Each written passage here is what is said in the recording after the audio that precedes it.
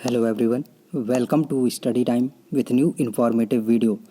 UPSC की EPFO की जो ईओएओ का जो एग्ज़ाम है ये 9 मई को प्रस्तावित था।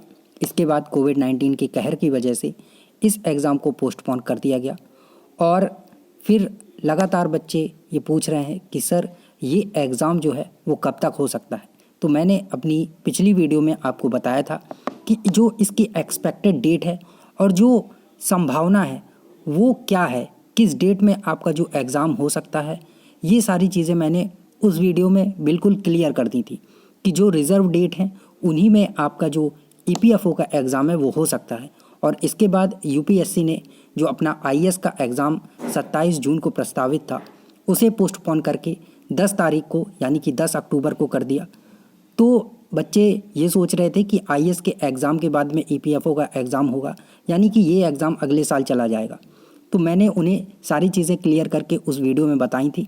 अगर आपने नहीं देखा है तो लिंक आपको डिस्क्रिप्शन में मिल जाएगा, आप देख सकते हैं। उसमें सारी चीज़ें आपको डिटेल में बताई गई हैं कि आपका एग्ज़ाम जो है सितंबर और अक्टूबर यानी कि जो अगस्त और सितंबर में जो आपकी एक्सपेक्टेड डेट है वो हो सकती है। और मैंने आपको उसमें तिथि भी बता दी थी कि ये जो रिज़र्व डेट है अगस्त और सितंबर की, इसी में आपका जो एग्ज़ाम है वो हो सकता है। आईएएस के एग्ज़ाम के बाद अगर आप सोच रहे हैं तो ऐसा नहीं है। तो जो रिज़र्व डेट है वो 4 जुलाई भी एक रिज़र्व डेट है उसमें। तो विद्यार्थियों के बहुत से क्वेश्चन आए कि सर 4 जुलाई को क्यों नहीं हो सकता है, 4 जुलाई को क्या ये एग्ज़ाम हो सकता है या नहीं हो सकता है।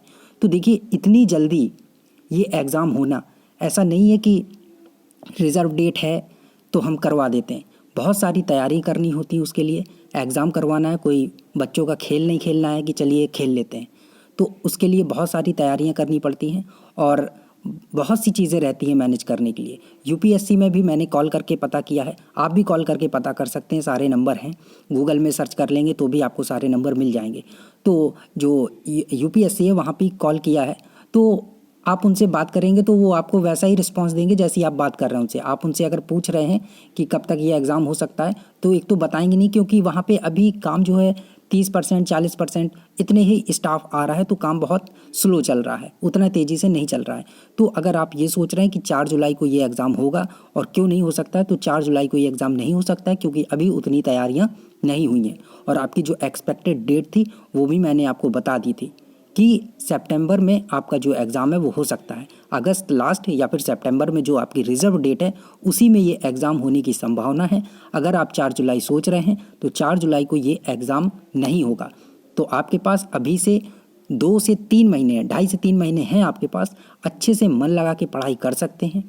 ऐसा कुछ भी नहीं है कि अब इतना कम समय बचा है तो पढ़ाई कैसे करेंगे, और अगर पेपर जल्दी हो गया तो क्या करेंगे, देर से हुआ तो क्या करेंगे। तो देर से होगा तो आपके लिए फ़ायदेमंद ही होगा कि और टाइम आपको रिवीजन के लिए मिल जाएगा। लेकिन जो आपको एक्सपेक्टेड डेट बताई गई थी कि सितंबर में आपका जो एग्ज़ाम है, अगस्त या सितंबर में, ये हो सकता है। 4 जुलाई को ये एग्ज़ाम नहीं होगा क्योंकि एग्ज़ाम को कराने के लिए बहुत सारी तैयारियाँ करनी पड़ती हैं और अभी उनकी शुरुआत नहीं हुई है।